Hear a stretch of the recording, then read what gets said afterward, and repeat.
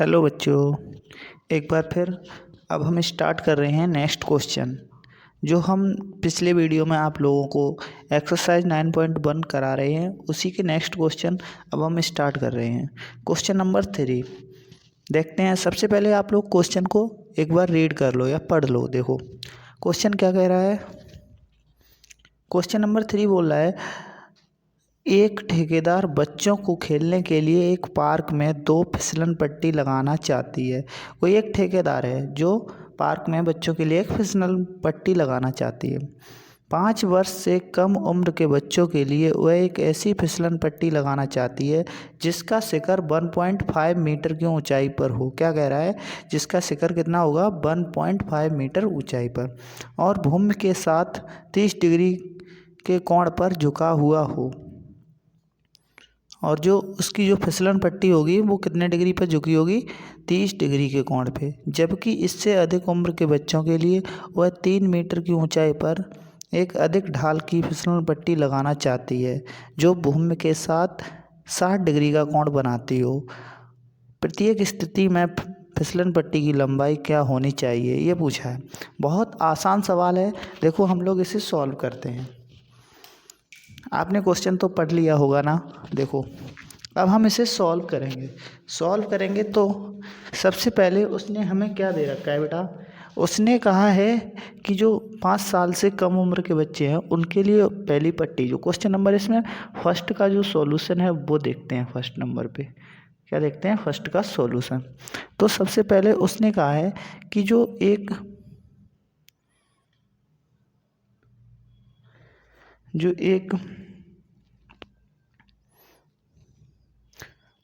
एक फिसलन पट्टी, जो पहले फिसलन पट्टी वो लगा रही है, उसका शिखर बिंदु है वो बेटा कितना है, 1.5 मीटर। क्या है, 1.5 मीटर है। ठीक है। और उसने क्या बोला है बेटा, उसने कहा है कि ये 30 डिग्री के कोण पर झुकी हुई है। कितने डिग्री के, 30 डिग्री लिख दिया। अब देखते हैं। तो सबसे पहले अब हमें पता है, उसने पूछा क्या है, इन्हें पॉइंट्स दे देते हैं। ए, ये आपका हो गया ए, ये हो गया आपका बी, ये हो गया आपका सी। ठीक है। अब उसने पूछी है कि फिसलन पट्टी की लंबाई क्या होगी। तो हम सिंपल सी बात है, हमें क्या निकालना, हमें क्या दे रखा है बेटा, ये तो आपका क्या है, लंब है, और ये कड़ है, और ये क्या होता है, बीसी आधार होता है। तो यहाँ से हम निकाल लेंगे बेटा। जब निकालेंगे तो हम जानते हैं साइन थीटा हमारा क्या होता है, लंब बट्टे कड़। क्या होता है, लंब बट्टे कड़। तो यहाँ पे साइन की वैल्यू लगा देंगे। साइन थीटा इक्वल टू होता है आपका लंब बट्टे कड़। ये होता है कि नहीं। अब देखो साइन थीटा, साइन क्या दे रखा है, साइन 30 डिग्री। यहाँ पे लंब की वैल्यू उसने दे रखी है 1.5 अपॉन कड़ हमें निकालना है। तो साइन 30 की वैल्यू क्या होती है, 1/2। क्या होती है बेटा, 1/2 इक्वल टू 1.5 अपॉन कड़। ठीक है। कड़ हमारा है क्या, ए सी। तो हम अब देखो यहाँ पे दोनों इक्वल टू में आ गए तो हम क्रॉस मल्टीप्लाई कर देंगे। तो ए सी इक्वल टू हमारा क्या आ जाएगा, यहाँ से 2 का करेंगे तो क्या हो जाएगा, देखो 15 दूनी 30 होते हैं, और पॉइंट लगा देंगे तो हमारी जो ए सी की वैल्यू निकल के आएगी बेटा, वो क्या निकल के आएगी, 3। क्या निकलेगी, 3। मतलब जो पहली फिसलन पट्टी होगी छोटे बच्चों के लिए, मतलब 5 साल से छोटे बच्चों के लिए जो फिसलन पट्टी होगी उसकी लंबाई कितनी निकलेगी बेटा, 3 मीटर या 3 मीटर। इसी में देखते हैं नेक्स्ट क्वेश्चन। क्या देखते हैं बेटा, नेक्स्ट क्वेश्चन। इसमें सेकंड पार्ट भी है, उसे भी देखते हैं। उसमें कहा है कि जो सेकंड 5 साल से ज़्यादा उम्र के बच्चे हैं उनके लिए जो शिखर होगा वो होगा आपका, मान लो वो शिखर होगा आपका 3 मीटर का। कितने मीटर का बेटा, 3 मीटर का। तो यहाँ पे देखो हम लिख दे रहे हैं 3 मीटर। ठीक है। इसे भी पॉइंट दे दो, इसे पी क्यू और आर दे रहे हैं। ठीक है। अब यहाँ पे उसने कहा है कि जो इसका झुकाव है वो है 60 डिग्री। कितना है बेटा, 60 डिग्री।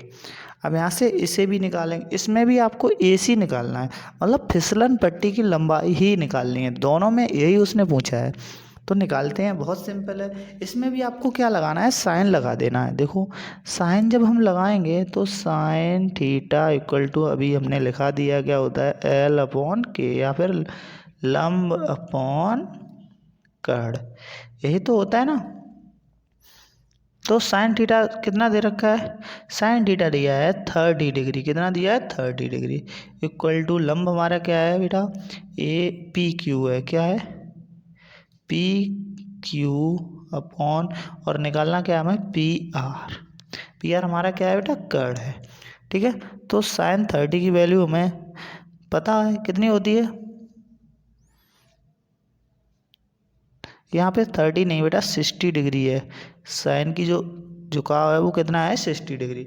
अब देखो यहाँ से हमें साइन 60 की वैल्यू पता है, क्या होती है, अंडर रूट 3/2, क्या होती है, under root 3/2, equal to P Q की वैल्यू क्या दे रखी है बेटा, 3, क्या दी है 3, पी आर की हमें निकालनी है, तो सिंपल सी क्रॉस मल्टीप्लाई कर दो, तो पी आर इक्वल टू हो जाएगा, देखो इससे पूरा इधर ले आएंगे, 2 का मल्टीप्लाई किस में हो जाएगा, 6 में, अपॉन यहाँ पे क्या हो जाएगा, अंडर रूट 3, यहाँ पे 6 नहीं 2 × 3 ही कर लेंगे, क्या कर लेंगे 2 × 3, इस 3 से इसमें काटेंगे, तो हमारा जो पी आर की जो वैल्यू निकलेगी वो निकलेगी बेटा 2√3।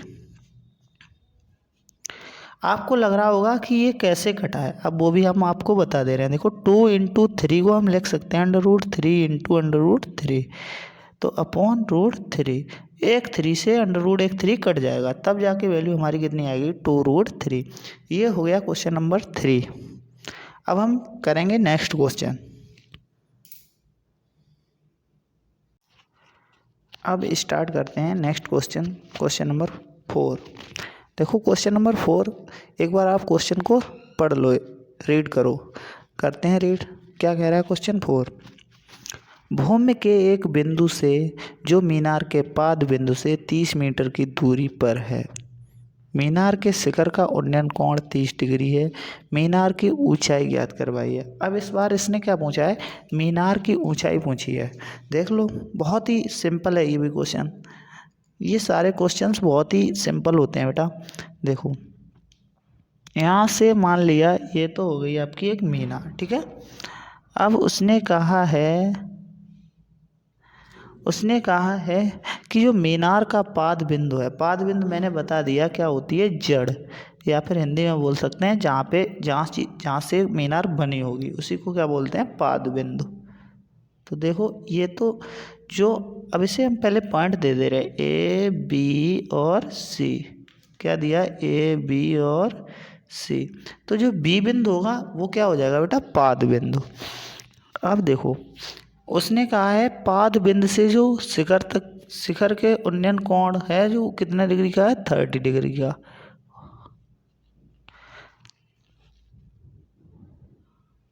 और जो पाद बिंदु है कहाँ से, जो मीनार के पाद बिंदु से, भूमि एक बिंदु है यहाँ से जो इसकी दूरी दे रखी है BC की दी है, वो बेटा दी है 30 मीटर, ठीक है, क्या दी है 30 मीटर। अब हम करेंगे सॉल्व, देखो कितना आसान है। अब इस बार हमें उसने क्या दे रखा है, देखो हमें आधार दिया है और हमें निकालना है बेटा है लंब। तो हम जानते हैं जो हमारा tan थीटा होता है वो क्या होता है, लंब बट्टे आधार, क्या होता है, लंब बट्टे आधार। तो हम यहाँ से सॉल्व कर रहे हैं, देखो सॉल्व करेंगे तो क्या लगाएंगे, tan थीटा इक्वल टू लंब बट्टे आधार, हिंदी में भी लिखे दे रहा हूँ बेटा, लंब बट्टे आधार, ठीक है। अब देखो tan थीटा की वैल्यू कितनी दे रखी है, 30 डिग्री, तो यहाँ पे लगा देंगे बेटा, तो tan 30 डिग्री इक्वल टू, लंब हमें नहीं दिया है, आधार दे रखा है, कितना, लंब तो हमें निकालना ही, आधार दिया बेटा 30 मीटर, ठीक है, और लंब हमारा है क्या बेटा, AB, तो इसे AB से ही डिनोट कर दे रहे हैं, AB, ठीक है। tan 30 की वैल्यू क्या होती है बेटा, 1/√3, क्या होती है 1/√3, यहाँ पे AB/30। अब यहाँ से हम क्या करेंगे, डायरेक्ट क्रॉस मल्टीप्लाई कर देंगे, तो AB की जो वैल्यू निकलेगी वो आपकी होगी 30 अपॉन √3। ठीक है, देखो यहाँ 30 कहाँ पहुँच गया है, यहाँ पे क्रॉस मल्टीप्लाई होता है। मैंने पहले भी बताया, पहले वीडियोज में भी, कि जब इक्वल टू में कोई फ्रैक्शन दी हो तो हम क्या कर देते हैं बेटा, उसका क्रॉस मल्टीप्लाई कर देते हैं। अब यहाँ से देखो, ये इसे भी और सॉल्व कर लेंगे। ये क्या होता है, 10 × 3 हो जाएगा 30 अपॉन √3। अभी जैसे हमने ऊपर जैसे सॉल्व किया था वैसे ही करेंगे, मतलब इससे ये वाला कट देंगे। तो यहाँ पे जो ए बी की वैल्यू हमारी आएगी वो आएगी बेटा 10√3। ये इतने मीटर जो क्या होगी, ये होगी ऊंचाई, मीनार की ऊंचाई। क्या होगी, मीनार की ऊंचाई कितनी हो जाएगी बेटा, 10√3। ये आपका हो गया बेटा आंसर। ठीक है, ये भी क्वेश्चन आपको बहुत अच्छे से समझ में आया होगा। नेक्स्ट कराते हैं। नेक्स्ट क्वेश्चन 5 एक बार आप पढ़ लो। क्या कह रहा है क्वेश्चन 5, भूमि से 60 मीटर की ऊंचाई पर एक पतंग उड़ रही है। पतंग में लगी डोरी को अस्थायी रूप से भूमि के एक बिंदु से बांध दिया गया है। क्या किया गया है, एक पतंग उड़ रही है जिसकी ऊंचाई कितनी है, 60 मीटर, और उसे एक बिंदु से बांध दिया गया है।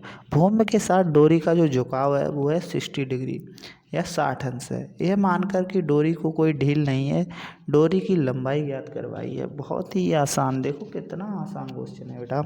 सबसे पहले हम क्या करेंगे, हम बना ले रहे हैं थोड़ा फिगर। क्या बनाएंगे बेटा, फिगर।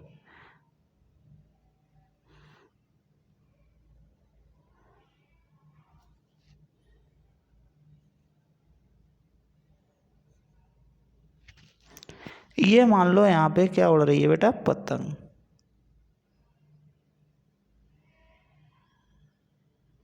जिसकी लेंथ बेटा कितनी है, जिसकी जो ऊंचाई है वो कितनी है, हाइट, वो है बेटा 60 मीटर। कितनी है, 60 मीटर। ठीक है, अब उसने पूछा क्या, इसे मान लिया मैंने ए, ये हो गया आपका बी, और ये हो जाएगा सी। अब उसने पूछा क्या है, उसने कहा है कि जो डोरी है, यहाँ से ही तो डोर होगी, डोरी, और पतंग ये उड़ रही है। उसने कहा है इस डोरी की लंबाई बताओ, कितना धागा इसमें यूज हुआ है या प्रयोग हुआ है वो बताना है आपको। तो निकाल लेंगे, बहुत ही सिंपल। और उसने कहा है जो डोरी का झुकाव है वो कितना है, 60 डिग्री। कितना है बेटा, 60 डिग्री। देखो कैसे करते हैं।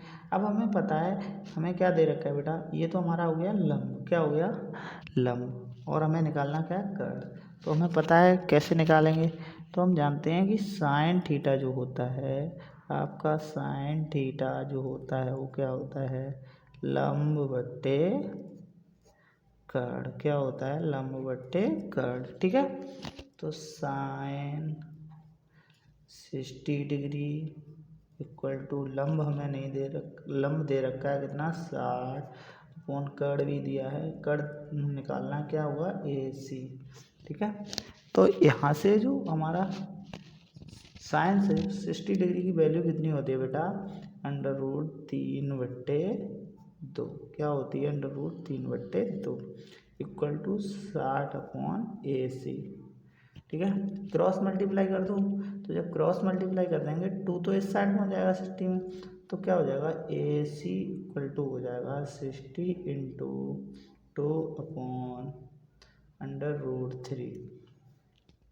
इसे क्या लिख सकते हैं,